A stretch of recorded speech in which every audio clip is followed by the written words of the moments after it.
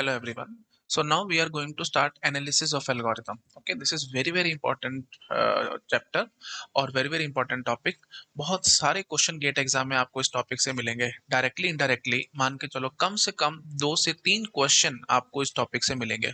ठीक है, तो बहुत इंपॉर्टेंट है। सो इनडायरेक्ट क्वेश्चंस भी आएंगे, डायरेक्ट क्वेश्चंस भी आएंगे। मैं हर एक टाइप का क्वेश्चन आपके साथ डिस्कस करूंगा। ठीक है, चलो स्टार्ट करते हैं। तो सबसे पहले बेसिक पॉइंट हमारे दिमाग में आएगा कि हमारे को एल्गोरिदम्स की एनालिसिस करनी ही क्यों है। Okay, so why we need analysis, why.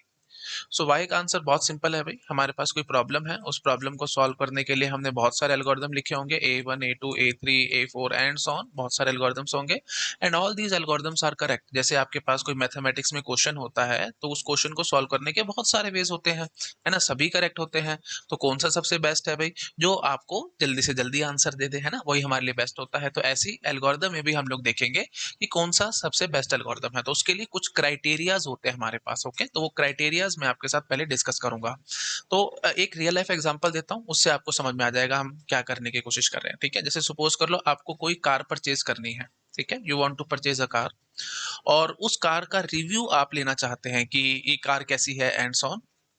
तो आपने अपने फ्रेंड वन को कॉल किया। ठीक है, F1 मतलब जो आपका पहला फ्रेंड है, आपने उसको कॉल किया, आपने उससे पूछा कि बता भाई इस कार का कैसा रिव्यू है, क्या है। वो बोलता है कि इस कार की ना परफॉर्मेंस बहुत अच्छी है, इस कार की परफॉर्मेंस बहुत अच्छी है। तो आप बोलोगे परफॉर्मेंस मतलब क्या, किस हिसाब से कह रहा है, तो भाई बता मेरे को किस हिसाब से कह रहा है। तो फिर वो बोलेगा कि यार इसकी ना एवरेज बहुत अच्छी है, इस गाड़ी की एवरेज बहुत अच्छी है।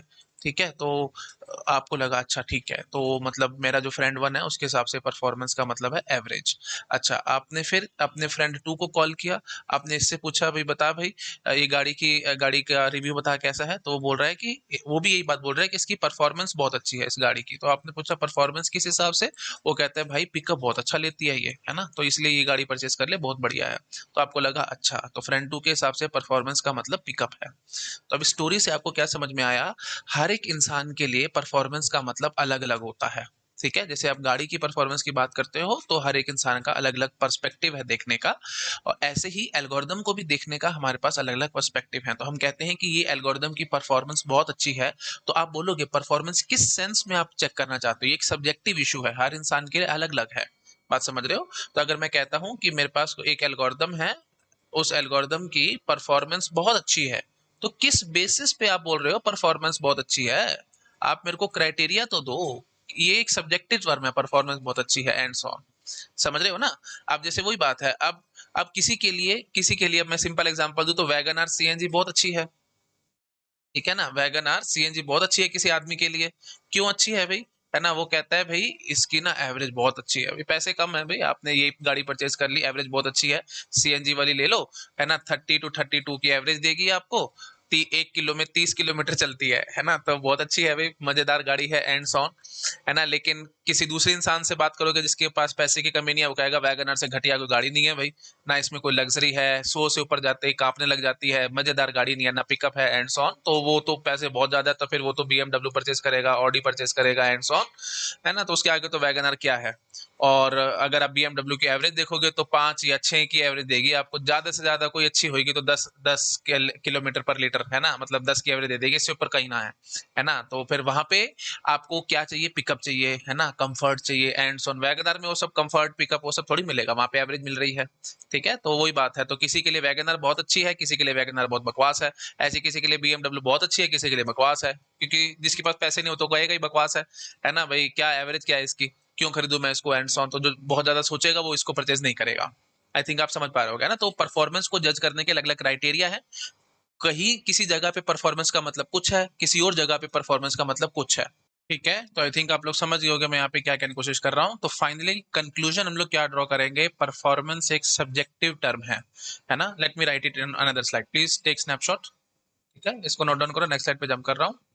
ठीक है, तो देखो भाई, अब हम क्या कहेंगे कि जो परफॉर्मेंस है, जो परफॉर्मेंस टर्म है, ये एक सब्जेक्टिव टर्म है। ठीक है, सब्जेक्टिव इन द सेंस हर एक इंसान का अलग अलग क्राइटेरिया है और अलग अलग तरीके हैं। ठीक है, तो अब जैसे कोई कह रहा है कि वैगनआर की परफॉर्मेंस बहुत अच्छी है, कोई कह रहा है बीएमडब्ल्यू की परफॉर्मेंस बहुत अच्छी है। अब ये उसके यूज पे डिपेंड करता है कि आप इसको यूज कैसे कर रहे हो। वैगनआर को आप यूज कर रहे हो एवरेज के चक्कर में, और आप BMW को यूज कर रहे हो कंफर्ट के चक्कर में, ठीक है। तो अकॉर्डिंग टू यूज परफॉर्मेंस अलग अलग मतलब बनती चली जाती है, किसी जगह परफॉर्मेंस अच्छी, किसी जगह परफॉर्मेंस बुरी। आई थिंक आप लोग समझ पा रहे होगे, तो एक सब्जेक्टिव टर्म है।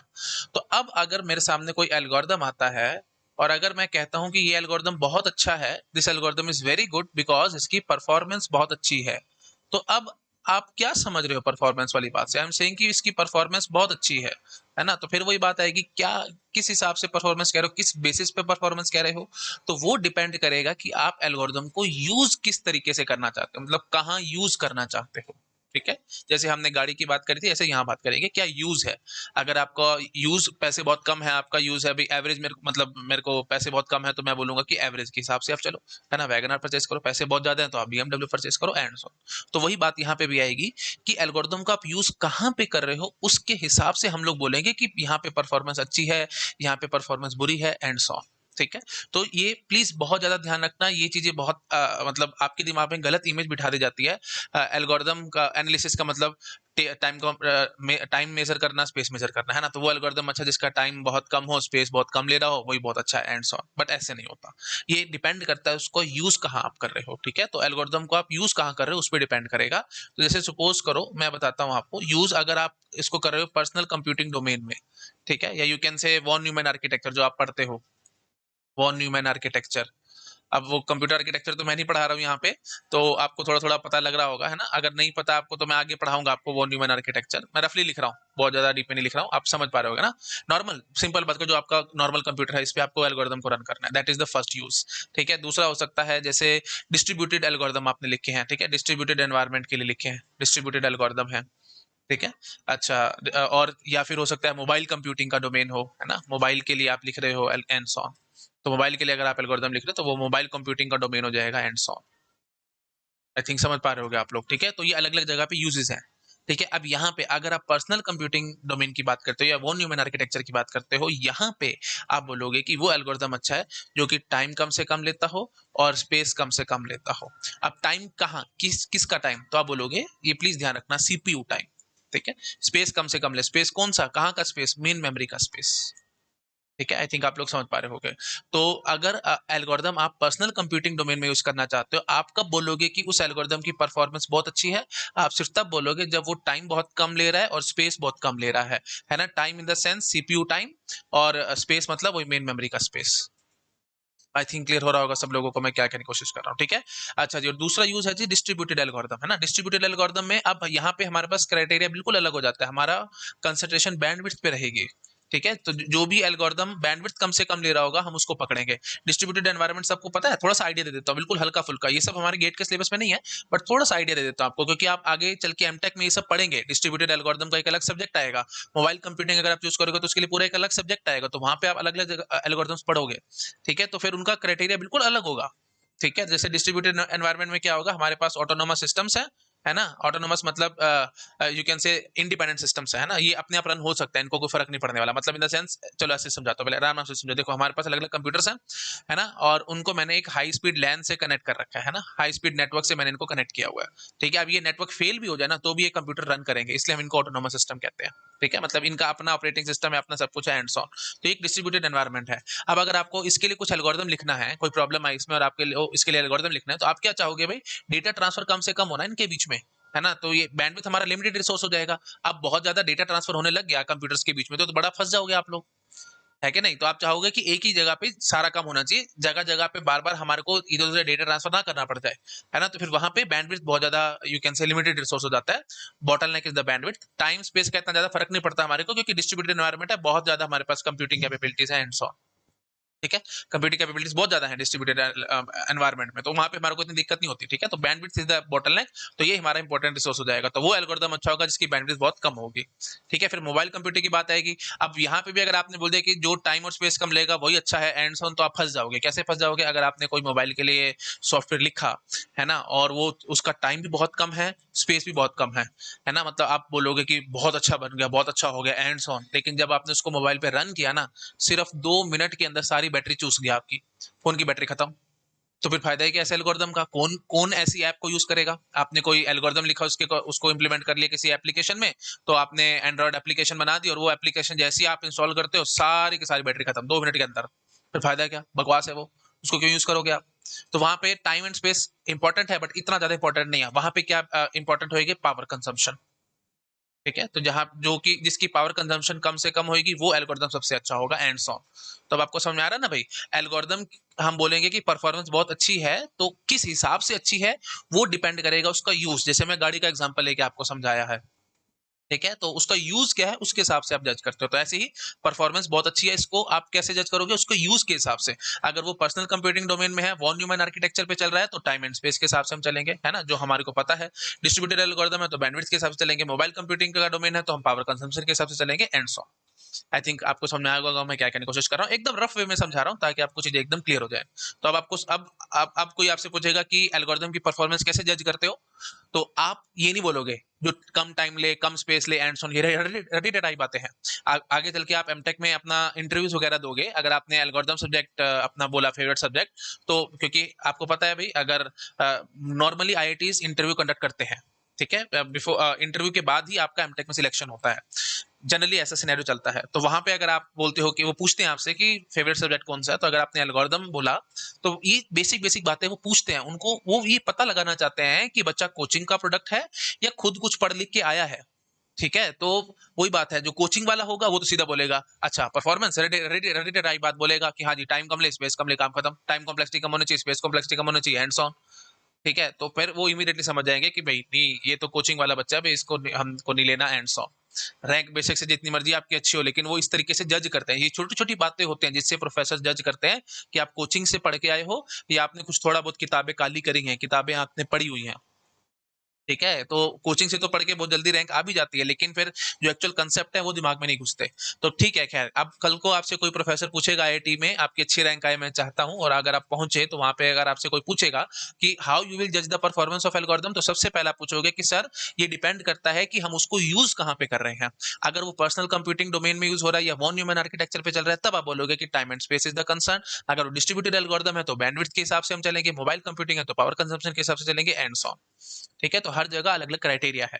अब जो हमारा गेट का सिलेबस है उसमें हमारे पास पर्सनल कंप्यूटिंग डोमेन के ही एल्गोरिदम है, दैट मींस वो न्यूमन आर्किटेक्चर वाले ही हैं, इसलिए हम लोग टाइम और स्पेस पे ही कंसंट्रेट करेंगे। आई थिंक समझ में आ गया होगा सब लोगों को, ठीक है। तो अब आपको समझ में आ रहा होगा भाई, है ना। तो हम अब क्यों, अब एक बार इसको नोट कर लो, ठीक है। तो अब आपको समझ में आ रहा होगा कि वाई हम लोग क्यों एनालिसिस कर रहे हैं, क्योंकि एक प्रॉब्लम को सॉल्व करने के बहुत सारे एल्गोरिदम है। अब कौन सा एल्गोरिदम बेस्ट है या किस एल्गोरिदम की परफॉर्मेंस सबसे अच्छी है ना, वही एल्गोरिदम हम लोग चूज करेंगे ना भाई। जिसकी परफॉर्मेंस बेकार है हम उसको चूज ही क्यों करें, है ना। तो परफॉर्मेंस जज करने के तरीके मैंने आपको बता दिए, बहुत सारे हैं। ठीक है, आई थिंक क्लियर हो गया होगा। अच्छा जी, तो अब पता लग गया सब लोगों को कि हमारे को एल्गोरिदम के एनालिसिस क्यों करने हैं, है ना। क्योंकि ऐसा नहीं होता कि एक ही एल्गोरिदम है प्रॉब्लम को सॉल्व करने के लिए, बहुत सारे एल्गोरिदम होंगे। तो कौन सा अच्छा है कौन सा बुरा है वो उसकी परफॉर्मेंस से जज होगा। और परफॉर्मेंस को जज करने के मल्टीपल क्राइटेरियाज है, वो डिपेंड करेगा आप उसको यूज कहाँ कर रहे हो। बार बार बता रहा हूँ, गाड़ी वाला एग्जाम्पल याद रखना, आप कभी नहीं बोलोगे लाइफ में। क्लियर होगा आई थिंक सब लोगों को, क्योंकि परफॉर्मेंस एक सब्जेक्टिव इशू है। ठीक है, तो वो यूज पे डिपेंड करेगा कहाँ यूज कर रहे हो, एंड सो। ठीक है जी, चलो। अच्छा जी, अब हम थोड़ा सा और आगे बढ़ते हैं। अब हम थोड़ा सा और बात करेंगे कि इस ये जो हम बोल रहे हैं कि परफॉर्मेंस को जज करना है, एंड सो। और अब हमारी कंसंट्रेशन यहीं पे रहेगी, टाइम और स्पेस वाली बात पे, मतलब वो Neumann architecture, that mean personal computing domain में ही हम अपने एल्गोरिदम को रन करेंगे। तो उसके हिसाब से हम लोग अब चल रहे हैं। ठीक है जी, तो अब क्वेश्चन उठेगा कि how to analyse performance of algorithm. ठीक है, हाउ टू एनालाइज एल्गोरिदम और how to analyse performance of algorithm, एक जैसे मर्जी सोच लो। How to analyse performance of algorithm, performance of algorithm. ठीक है, तो कैसे एनालाइज करोगे परफॉर्मेंस को? तो उसके हमारे पास दो क्राइटेरिया होते हैं। ठीक है, एक होता है जी ए पोस्टीरियरी एनालिसिस, ए पोस्टीरियरी एनालिसिस, और दूसरा होता है ए प्रायोरी एनालिसिस। ठीक है, ए पोस्टीरियरी एनालिसिस और दूसरा होता है ए प्रायोरी एनालिसिस। ए यहाँ पे साइलेंट होता है, कई मतलब एक्चुअली बोलना चाहिए पोस्टीरियरी और प्रायोरी। ठीक है। तो बट कई बोलते रहते हैं ए पोस्टीरियरी, ए प्रायोरी एंड सो ऑन, तो ये ए साइलेंट होता है यहाँ पे। ठीक है, तो आपको बोलना चाहिए पोस्टीरियरी एनालिसिस और प्रायोरी एनालिसिस। ठीक है, तो पोस्टीरियरी एनालिसिस का मतलब क्या है? पोस्टीरियरी एनालिसिस का मतलब है कि पोस्ट पोस्ट मतलब बाद में। तो मतलब आप पहले एल्गोरिदम को किसी मशीन पे इंप्लीमेंट करोगे, मतलब यू कैन से किसी प्रोग्रामिंग लैंग्वेज में उसको लिखोगे, प्रोग्राम बनाओगे और किसी कंप्यूटर पे रन करोगे, और उसके बाद आप उसका टाइम मेजर करोगे, दैट इज पोस्टीरियरी। प्रायोरी मतलब समझ पा रहे हो कि पहले एल्गोरिदम को इंप्लीमेंट करने से पहले आप उसकी एनालिसिस करोगे, मतलब वो कितना स्पेस और कितना टाइम लेगा एंड सो ऑन। ठीक है, तो आई थिंक समझ में आ गया होगा। पोस्टीरियरी मतलब आफ्टर इंप्लीमेंटेशन। एक लाइन में अगर मैं लिखना चाहूं, let me use another colour. ठीक है, आफ्टर इंप्लीमेंटेशन।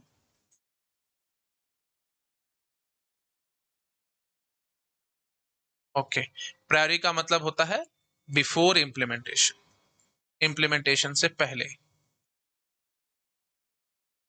क्लियर हो गया? ओके।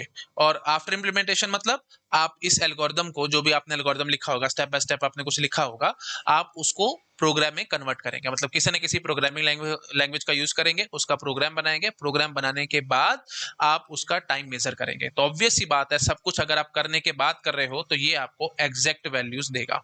ठीक है, एग्जैक्ट टाइम बताएगा आपको ये। ओके, और ए प्रायोरी मतलब पहले कर रहे हो तो ऑब्वियस सी बात है, ये अप्रोक्सीमेट टाइम बताएगा, एग्जैक्ट टाइम नहीं बताने वाला आपको,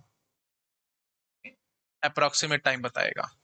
ठीक है, और बार बार बता रहा हूँ, टाइम यहाँ पे सीपीयू से है ना, सीपीयू टाइम की बात कर रहे हैं। ठीक है, और अप्रोक्सीमेट टाइम वही वही बात है, सीपीयू टाइम की अब बात कर रहे हो।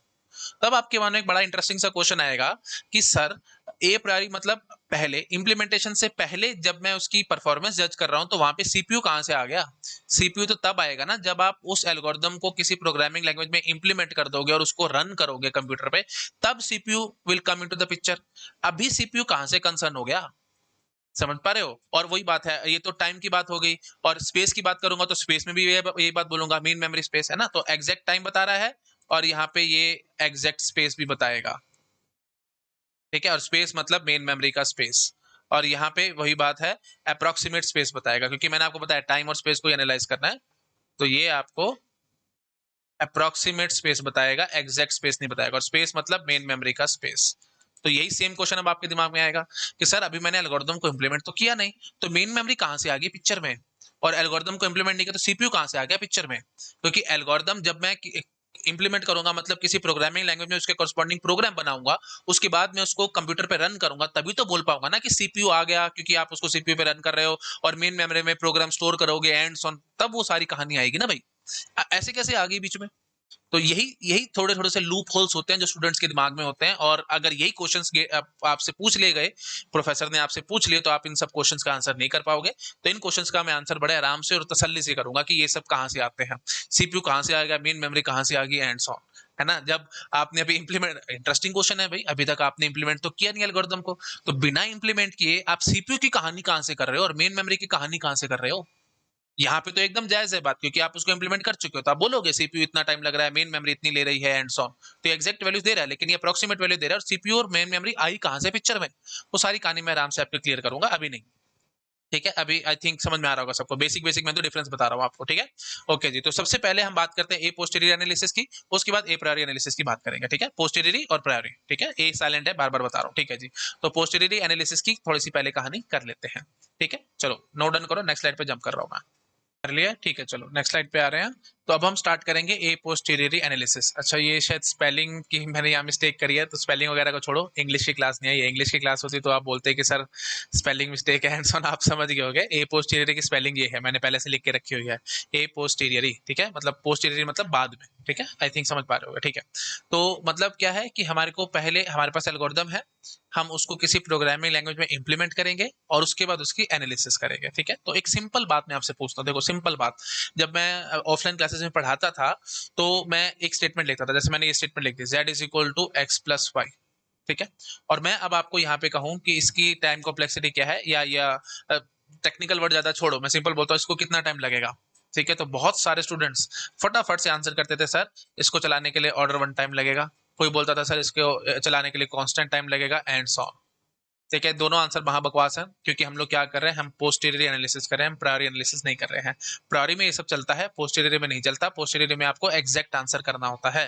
तो जस्ट लाइक दैट, अगर मैं आपको एक रियल लाइफ एग्जांपल दूं तब आप समझोगे। जैसे एक सपोज को एक सिटी ए है, एक सिटी बी है, तो आपको एक सिटी से दूसरी सिटी पे जाना है। आप किसी आदमी से पूछते हो कि हाँ भाई बता भाई, यहाँ से यहाँ जाने में कितना टाइम लगेगा। जैसे सपोज कर लो दिल्ली और आगरा, ठीक है, दिल्ली में आप खड़े हो और आपको आगरा जाना है, तो आप पूछ रहे हो हाँ भाई कितना टाइम लगेगा, तो कहते हैं जी ऑर्डर वन टाइम लगेगा। और कोई कह रहा है जी कांस्टेंट टाइम लगेगा, तो आपको क्या लगेगा, क्योंकि कितना मतलब पागल आदमी है ये, तो क्या जवाब दे रहा है मेरे को।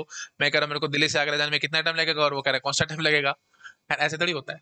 ठीक है, तो फिर वही बात है, जब आप गूगल मैप खोलते हो आपको वहां पे सब कुछ ढंग से नजर आता है, तो वो बोलेगा आपको कि दिल्ली से आगरा जाना है। ये तो डिपेंड करेगा ना आप जा कैसे रहे हो, है ना। जैसे अगर आप पैदल जा रहे हो, है ना, बाय फुट जा रहे हो, तो बोलेगा कि से 20 घंटे लग जाएंगे।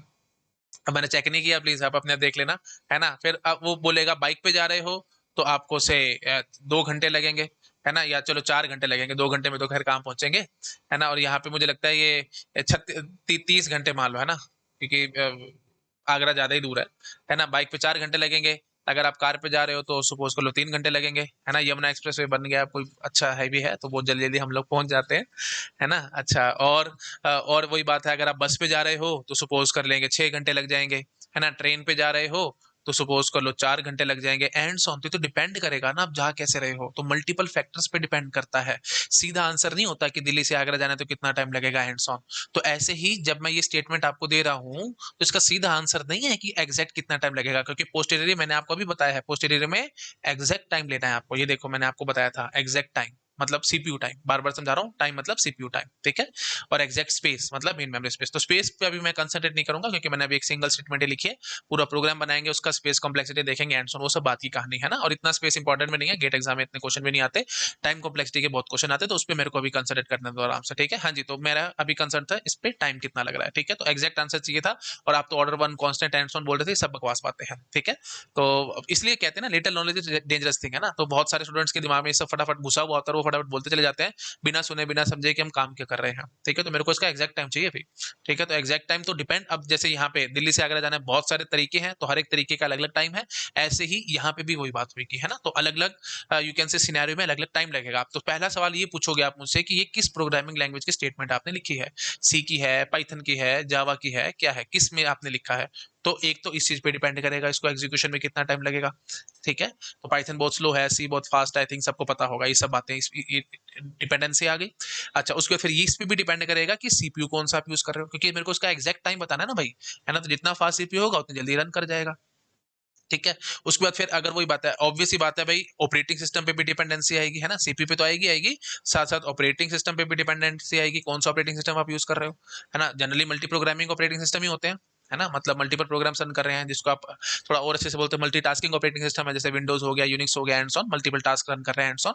मल्टी प्रोग्रामिंग मल्टीटास्किंग में डिफरेंस क्या होता है, एंड ऑन, वो सारी बातें मैं आपके साथ ऑपरेटिंग सिस्टम में करूंगा, अभी ज्यादा बोलने का फायदा नहीं है, ठीक है। तो रफली आप समझ लो मल्टीटास्किंग ऑपरेटिंग सिस्टम है आज की डेट में, जिसको हम टाइम शेयरिंग ऑपरेटिंग सिस्टम कहते हैं। टाइम शेयरिंग क्योंकि हमने टाइम को शेयर किया हुआ होता है ना, बार बीच बीच में हम इंटरप्ट मान मान के अलग अलग प्रोसेसेस को चलाते रहते हैं, and saw round robin scheduling नहीं पता तो प्लीज आगे बात करूंगा, अभी ज्यादा बोलने का फायदा नहीं है, आप लोग कंफ्यूज हो जाओगे, ठीक है। तो मेन अपनी जो जो मेन बात है हम उस पर आते हैं। तो ये स्टेटमेंट है भाई, इसको कितना टाइम लगेगा एग्जैक्ट, वो बहुत सारे फैक्टर्स पे डिपेंड करेगा। पहला कौन सी प्रोग्रामिंग लैंग्वेज यूज करी, फिर कौन सा सीपीयू यूज करा, और फिर कौन सा ऑपरेटिंग सिस्टम यूज किया, ठीक है। चलो ठीक है, अगर आपने सब कुछ डिसाइड कर भी लिया, उसके बाद अब आप क्या करोगे, अब आप क्या एक स्टॉप वॉच लेके बैठ जाओगे कि अच्छा जी देखें जरा इसको कितना टाइम लग रहा है, एंड ऑन। अरे स्टॉप वॉच से तो आप काम बिल्कुल कर ही नहीं पाओगे, क्योंकि सीपीयू की जो स्पीड होती है वो बहुत ज्यादा होती है ना। तो आपको पता है ना, जैसे मैं आपको, चलो नेक्स्ट स्लाइड पे समझाता हूँ, एक बार इसको नोट डाउन करो, ठीक है। नेक्स्ट स्लाइड पे थोड़ा सा आपको क्लियर करता हूँ चीजें, कर लिया नोट डाउन, ठीक है चलो। हाँ, तो जो सीपीयू की स्पीड होती है भाई, जैसे हम बोलते हैं हर एक सीपीयू के पास एक क्लॉक होती है, ठीक है, एक फिक्स्ड इंटरवल क्लॉक होती है, और वो उसकी एक फ्रीक्वेंसी फिक्स होती है। जैसे आप बोलते हो ना 1 गीगाहर्ट्ज का प्रोसेसर है, 2 गीगाहर्ट्ज का प्रोसेसर है, एंड सो ये सब बोला जाता है। तो इसका मतलब क्या है, 1 गीगाहर्ट्ज का मतलब 10⁻⁹, मतलब 10⁻⁹ टिक्स हो रही है क्लॉक की, कितने में, 1 सेकंड में, 1 सेकंड में 10⁻⁹ टिक्स, मतलब समझ रहे हो, बहुत ज्यादा टिक्स हो रही है। जैसे आपकी आपकी घड़ी में 1 सेकंड में एक टिक होती है ना, तो यहाँ पे 1 सेकंड में 10⁻⁹ टिक्स हो जाती है, ठीक है। आप इमेजिन करो कि एक टिक में आपकी इंस्ट्रक्शन फेच हुई है, ठीक है, दूसरे टिक में इंस्ट्रक्शन डिकोड हुई है, और तीसरे टिक में एग्जीक्यूट हुई है, फेच डिकोड एग्जीक्यूट, ये इंस्ट्रक्शन साइकिल होती है एंड सॉन। थोड़ा सा आर्किटेक्चर में जा रहा हूँ ताकि आपको चीजें डीप में समझा सकूं। फेच होगी, डिकोड होगी, एग्जीक्यूट होगी, एंड सॉन। तो 3 टिक में काम खत्म हो रहा है। तो मतलब डायरेक्टली इनडायरेक्टली मैं क्या कहूंगा, 10⁻9 टिक्स लग रही थी ना एक सेकंड में, तो एक टिक कितनी देर में लग रही है भाई, एक टिक लग रही है 1/10⁻9, that is 10⁻−9 second, and that is nothing but 1 nano second. तो 1 नैनो सेकंड में एक टिक होती है, तो 3 नैनो सेकंड में है ना, एक टिक में ये काम हुआ, फर्स्ट टिक में ये काम हुआ, ठीक है, सेकंड टिक में इंस्ट्रक्शन डिकोड होगी और थर्ड टिक में इंस्ट्रक्शन एग्जीक्यूट होगी। तो मतलब 3 टिक में काम खत्म हो रहा है। 3 टिक का मतलब क्या हो गया, 3 नैनो सेकंड। तो 3 नैनो सेकंड में फेच डिकोड एग्जीक्यूट होगी, मतलब एक इंस्ट्रक्शन चल जाएगी 3 नैनो सेकंड में। ये तो बहुत ज्यादा कम टाइम है भाई, आप स्टॉप वॉच से तो सारी उम्र मेजर ही नहीं कर सकते। तो फिर बात उठेगी कि आप मेजर करोगे कैसे इस टाइम को, ठीक है। तो वो मैं अब आपको समझाता हूँ कि मेजर कैसे करना है टाइम को, ठीक है। एक बार इसको नोट डाउन करो, क्योंकि एग्जैक्ट टाइम चाहिए ना मेरे को, तो मैं अभी आपको समझाता हूँ कैसे मेजर करेंगे। नोट डाउन कर लिया इसको, ठीक है। चलो आगे बढ़ रहा हूँ मैं, ठीक है जी। तो उसके लिए ना फिर हमारे पास थोड़ा सा ऑपरेटिंग सिस्टम में मेरे को जाना पड़ेगा, सिस्टम कॉल्स होती हैं, ठीक है। सिस्टम कॉल्स क्या होती हैं, अब समझ लो सिंपल फंक्शन कॉल है ना, जैसे हम फंक्शन को कॉल करते हैं तो उसकी डेफिनेशन होती है ना हमारे पास, ठीक है। जैसे आपने कोई फंक्शन को कॉल किया, ठीक है, तो जैसे सपोज कर लो ये मेन फंक्शन था, ठीक है, वॉइड मेन। बिल्कुल रफ वे में आपको समझा रहा हूँ क्या हो रहा है, ठीक है।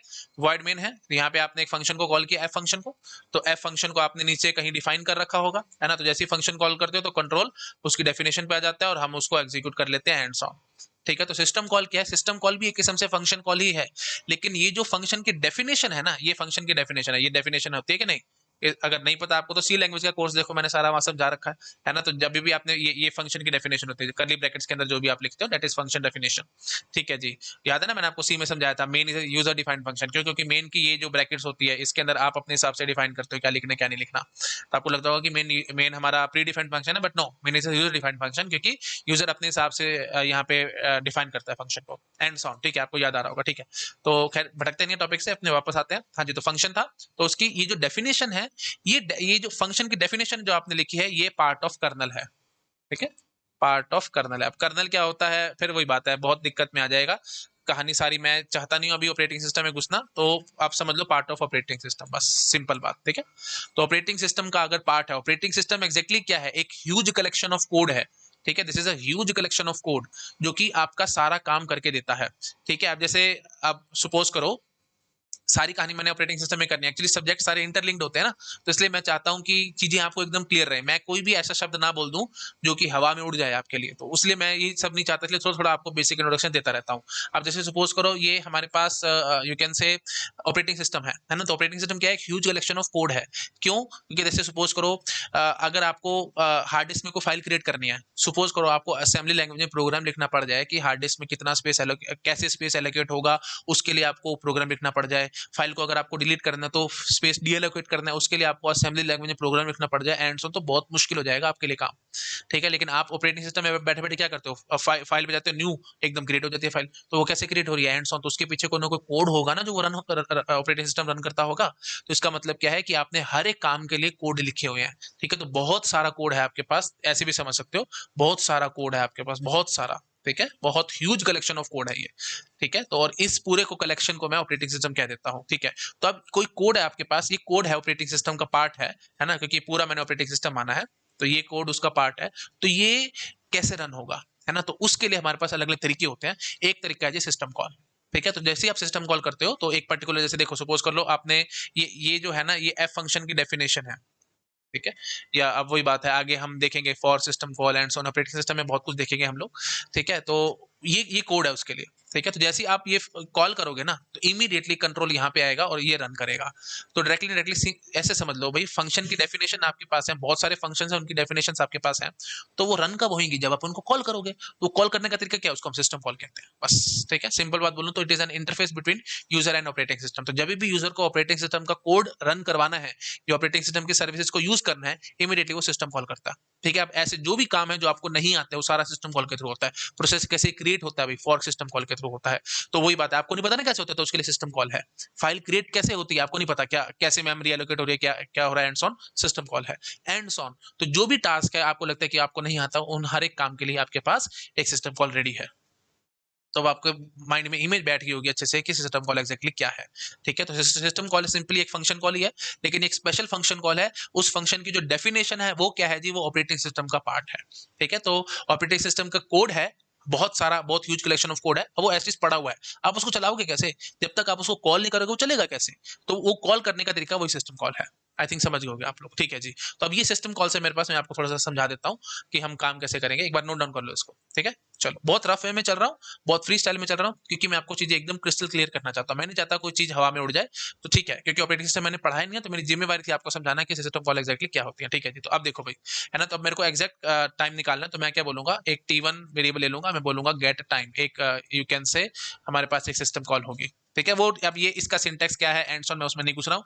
वो डिपेंड करेगा ऑपरेटिंग सिस्टम और हर जगह ये सिस्टम कॉल का ये जो मैंने सिंटेक्स लिखे वो भी अलग होगा। कहीं गेट टाइम होगा, कहीं गेट टी होगा, एंड ऑन, वो सब फालतू की बातें हैं, उस बात में हमारे को घुसने की जरूरत नहीं है। ठीक है, तो मैंने रफली बोल दिया, एक मेरा कोई अपना ऑपरेटिंग सिस्टम है, उसमें गेट टाइम सिस्टम कॉल बताती है आपको कि प्रेजेंटली सिस्टम क्लॉक पे क्या टाइम है। ठीक है, प्रेजेंटली टाइम क्या है, बस इतना आप समझ लो रफली। ठीक है, फिर आप लिखोगे z is equal to x plus y statement, फिर आप लिखोगे T2 is equal to get time. ठीक है, अच्छा जी, और उसके बाद फिर आप क्या करोगे, T2 माइनस T1 करके आपको पता लग जाएगा कितना टाइम लगा है इस स्टेटमेंट को एग्जीक्यूट करने में। बट क्या ये एग्जैक्ट टाइम आया है? नहीं। क्यों? क्योंकि आपके पास मल्टीटास्किंग ऑपरेटिंग सिस्टम है भाई। हो सकता था जब आप इस स्टेटमेंट को एग्जीक्यूट कर रहे थे, बीच में इंटरप्ट आ गया और कोई और प्रोसेस चलना शुरू हो गया, तो क्योंकि अल्टीमेटली होगा तो ये प्रोसेस ही ना, पीस ऑफ कोड आपने लिखा होगा, पूरा बहुत बड़ा पीस ऑफ कोड होगा ये, है ना, तो आपने बस इस स्टेटमेंट का टाइम पता लगाना था, तो उसके लिए आपने ये सिस्टम कॉल लगाई, एंड ये सब काम किया है। बट हो सकता था मल्टीटास्किंग ऑपरेटिंग सिस्टम हो, मल्टीटास्किंग हो तो फिर ये हो सकता था जब आप इसको एग्जीक्यूट कर रहे थे, इस दौरान इंटरप्ट आ गया, है ना, और सीपीयू किसी और टास्क पे शिफ्ट हो गया, तो फिर तो वो भी बीच में कंसिडर हो जाएगा ना। T1 तो आपको बता रहा है सिर्फ कि इस टाइम प्रेजेंटली टाइम क्या है, T2 क्या बता रहा है कि अब आगे क्या टाइम हो गया। ऐसे समझो भाई, T1 जो भी टाइम आया था वो 10 बजे थे, है ना, और T2 टाइम आ रहा है 11 बजे। तो अब आप 11 - 10 मतलब 1 घंटा बोल रहे हो कि 1 घंटे में ये स्टेटमेंट चली है। अब 1 घंटा जरूर थोड़ी कि सिर्फ ये स्टेटमेंट चली हो सकता है कि सीपीयू स्विच हो गया हो किसी और टास्क पे और उसको चलाने लग गया हो, क्योंकि मल्टीटास्किंग ऑपरेटिंग सिस्टम है ना भाई आजकल, मल्टीपल टास्क चल रहे हैं, तो इसको आपने सस्पेंड कर दिया होगा, कोई दूसरा चलने लग गया होगा, फिर दोबारा यहाँ पे स्विच कर गया होगा सीपीयू एंड ऑन। और स्विचिंग में भी कुछ ना कुछ टाइम लगा होगा, मुफ्त में थोड़ी स्विचिंग हो जाएगी एंड ऑन। वो सारी बातें मैंने ऑपरेटिंग सिस्टम में करनी है, अभी ज्यादा बोल के आपको कंफ्यूज नहीं करना चाहता। मेन बात क्या है कि ये एग्जैक्ट टाइम नहीं आया यहाँ पे, आप कोशिश कर रहे थे एग्जैक्ट टाइम निकालने की, लेकिन कोई गारंटी नहीं है कि एग्जैक्ट टाइम आया है। आई थिंक आप लोग समझ पा रहे हो, क्योंकि मल्टीटास्किंग ऑपरेटिंग सिस्टम है भाई। तो फिर वही बात है, आप बोलोगे कि सर अलग अलग सिस्टम कॉल लगा लेंगे, इसकी प्रायोरिटी बढ़ा लेंगे, प्रोसेस की एंड्स ऑन कर लेंगे, बट क्यों, मतलब ये सब इतना इतना तामझाम करना ही क्यों है ना, एग्जैक्ट टाइम के पीछे आप भागते क्यों? और वही बात है, तो अलग अलग फैक्टर्स पे डिपेंड कर रहा है। आई थिंक समझ में आ रहा होगा सब लोगों को मैं क्या करने की कोशिश कर रहा हूँ। ठीक है, तो फिर वही बात है, इसलिए हम लोग इन सब चक्करों में नहीं फंसते। एग्जैक्ट टाइम निकालना बहुत मुश्किल काम है, और उसका कोई फायदा भी नहीं होगा, क्योंकि वो अलग अलग एनवायरनमेंट में डिपेंड कर रहा है ना, तो मतलब किस ऑपरेटिंग सिस्टम पे चला रहे हो, क्या आपके पास मशीन है, एंड सो ऑन। तो फिर आप कैसे एनालाइज करोगे? ठीक है, आप जिसके पास बहुत ज्यादा पैसे होंगे वो तो सुपर कंप्यूटर खरीद लेगा, है ना, एल्गोरिदम महा बकवास बनाएगा उसने और सुपर कंप्यूटर पे रन करेगा, कहेगा देखो इतना कम टाइम लग रहा है ना। और आपके पास पैसे बहुत कम है, आपने बहुत ब्यूटीफुल एल्गोरिदम बनाया, वो आपने अपने नॉर्मल कंप्यूटर पे चला दिया और टाइम बहुत ज्यादा लग रहा है। तो फिर आप बोलोगे कि नहीं नहीं, मेरा टाइम तो ज्यादा लग रहा है, और वो जो बकवास एल्गोरिथम बना के बैठा था उसके पास पैसे बहुत ज्यादा थे, उसने सुपर कंप्यूटर पे रन करा, वो बोलेगा कि मेरा तो टाइम कम लग रहा है। आप तो सुपर कंप्यूटर अफोर्ड कर नहीं सकते, वो कर रहा है और वो काम कर रहा है, उसका एल्गोरिथम भी महा बकवास, लेकिन फिर भी आप उसको अवार्ड मिल जाएगा और आप पीछे रह जाओगे जिंदगी में। आपने एल्गोरिथम बहुत अच्छा लिखा, बहुत टाइम लगाया, मतलब डायरेक्टली इनडायरेक्टली क्रेडिट आपको मिलना चाहिए था, क्रेडिट मशीन ले जाती है। एल्गोरिथम लिखने का क्रेडिट किसको मिलना चाहिए था? आपको, क्योंकि आपने लिखा है वो एल्गोरिथम, लेकिन जब आप उसको इंप्लीमेंट करके मशीन पे रन करते हो तो क्रेडिट तो मशीन ले जाएगी भाई, है ना। जो मशीन ज्यादा फास्ट होगी वो ज्यादा जल्दी काम कर देगी, और दूसरा बंदा रह जाएगा। तो बहुत नुकसान वाला काम है, तो इसलिए पोस्टीरियरी एनालिसिस नहीं किया जाता एल्गोरिथम का। ठीक है, ये महा बकवास है, इसका कोई फायदा नहीं है, मल्टीपल फैक्टर्स पे डिपेंड कर रहा है एंड ऑन, इसका रियली में कोई फायदा नहीं है। ठीक है, और वही बात है, थोड़ा सा मैं डिटेल में जाना चाह रहा हूँ, बट इतना रिक्वायर्ड नहीं है। ये जो एक सिंगल स्टेटमेंट आपने लिखी है z is equal to x plus y, आपको लग रहा होगा कि ये पूरी एक बारी में चली जाएगी, बट नहीं, ऐसे नहीं चलेगी, है ना। क्योंकि अब चलो थोड़ा सा बोलता हूँ बस। ठीक है, ये एक्चुअली असेंबली लैंग्वेज में कन्वर्ट होगी, है ना। एक्स प्लस वाई ये मेमोरी लोकेशन है, जेड भी एक मेमोरी लोकेशन है, तो आपको प्रॉपर ऐसे बोलना पड़ेगा। Late me write it here.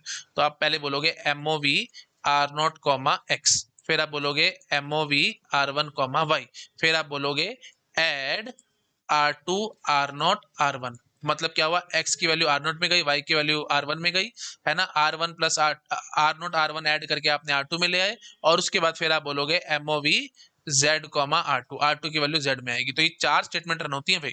अब नो डाउट ये एक एक इंस्ट्रक्शन असेंबली लैंग्वेज की जो आपने लिखी है ये एटॉमिक है, इस दौरान इंटरप्ट नहीं आ सकता, लेकिन बीच में तो इंटरप्ट आ सकता है। तो सपोज कर लो 2 स्टेटमेंट चली और इंटरप्ट आ गया, इंटरप्ट इन द सेंस मतलब टाइम क्वांटम एक्सपायर हो गया।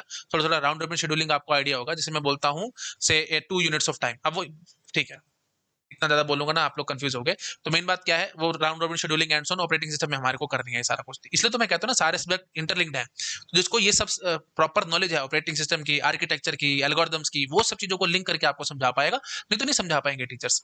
ये सब बातें कोई बताएगा ही नहीं आपको, इतनी रेयर बातें हैं जो मैं आपके साथ डिस्कस कर रहा हूँ, इसलिए इसको प्रॉपर इंटरेस्ट के साथ देखो। ये मत देखो कि थ्योरी है, इस पे क्वेश्चन आएगा नहीं आएगा, नहीं, ये चीजें इतनी बेसिक है और आपके बेसिक फंडामेंटल क्लियर करेंगे, उसके बाद ही तो हम आगे बढ़ पाएंगे ना। आपको ढंग से पता तो हो ना कि पोस्टीरियर एनालिसिस हम लोग क्यों क्यों नहीं कर रहे हैं, क्या प्रॉब्लम आ रही है। तो आई थिंक समझ में आ रहा होगा सब लोगों को, है ना। तो 2 लाइन के बाद सपोज कर लो इंटरप्ट आ गया, मतलब सिंपल रफ बात बोलूंगा, टाइम क्वांटम एक्सपायर हो गया।